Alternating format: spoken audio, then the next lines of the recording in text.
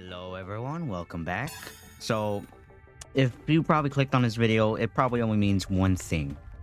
That you want to become a better player in Pillar Chase 2 so you can get more coins, buy more upgrades, and unlock new monsters.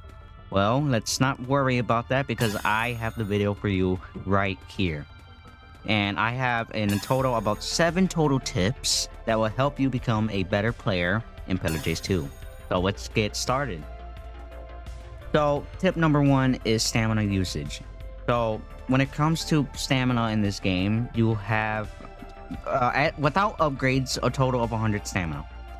And a lot of things I notice with players is that when they're being chased or they're running around the map, they often use their stamina until it hits 0, until it's completely depleted. It makes it so the player cannot regain stamina for a short while, and they're also panting very loudly. So this might give away their location to a monster, or a monster might hear it nearby. So the first thing you want to do to prevent this is you want to actually use your stamina before it hits 7 or close to 6. Point being, do not let it hit 0. Because if you let it hit 0, as I mentioned earlier, you're going to have an asthma attack. But if you don't let it hit 0, you can continuously regain stamina and you have a higher chance of being able to escape a monster. This also allows you to run further distance compared to when you're at 0 stamina. So this is actually pretty great, it's pretty useful, and a lot more players need to know that, which is why it's in this video. So another tip, which is upgrades. Now, some players know about this, some don't, but upgrades are a one-time purchase that actually help you in the game. Some upgrades help you with your stamina, they help you with your health, and they help you find other locations of some items in the game. In total, I believe, I might be wrong here, there is about 8 total upgrades as of this video, and they are Runner, Clarity, Danger Vision, Flimsy, Prepared, Sixth Sense, Sneaky, and Tanky. All of these have their own perks and their own flaws.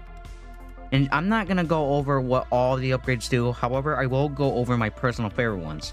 Those are Runner, which gives you an extra 15 stamina, but it increases stamina drain speed. There's Clarity, which increases the range of your vision.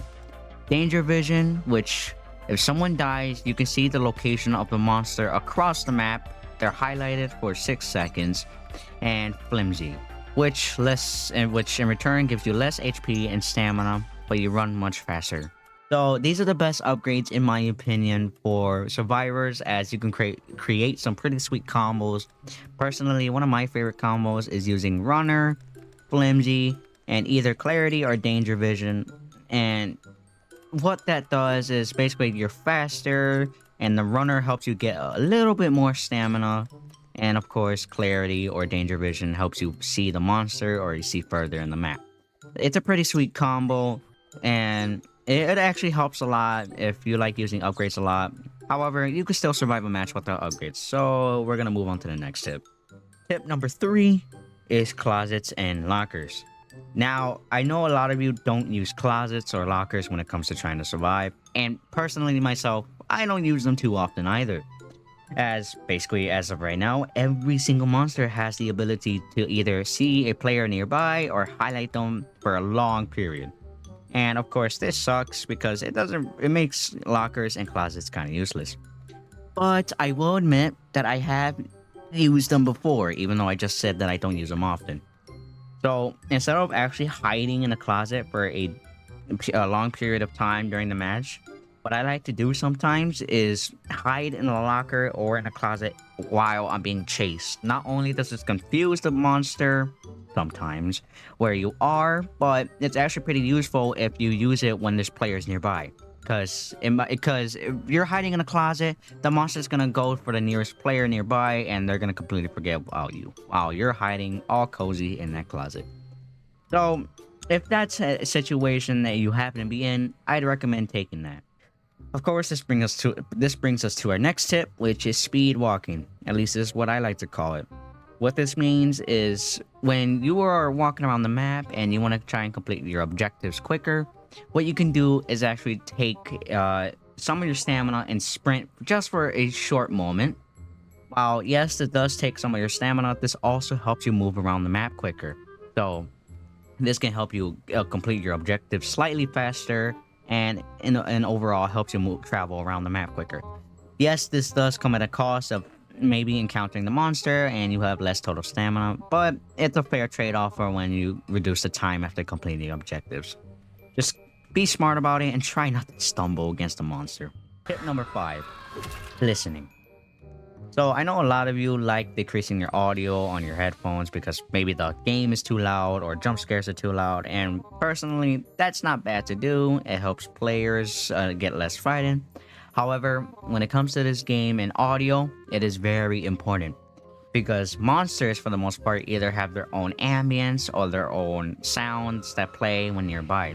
An example of this would be Rosemary. Rosemary has its own. An example of this would be Vapor. Vapor has its own ambience that plays nearby, and you're able to hear it from a short distance nearby. Now, if you have increased audio, you'll be able to hear this ambience from a further distance or much closer and much more clearer and louder. I've used this a lot. It's helped me survive, and it's also helped me give an heightened awareness of my surroundings. So I recommend increasing your game audio. This is a game changer, and it's helped me survive a lot and gain more coins.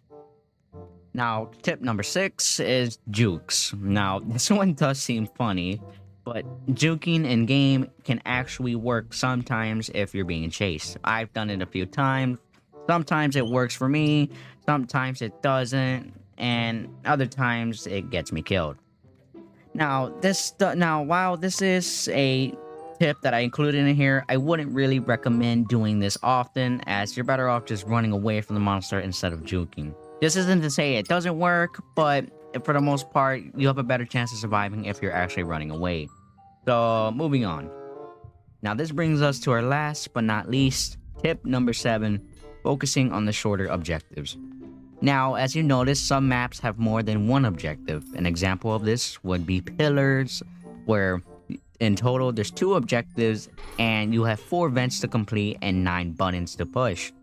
Now, I recommend doing the objective that has less numbers of tasks to do, because not only do they increase your monster chance, but they also reduce the time much more quicker, and they're overall a bit more easier to complete. So if you're on a map that has more objectives but one task has less than the other, I recommend doing the task that has less.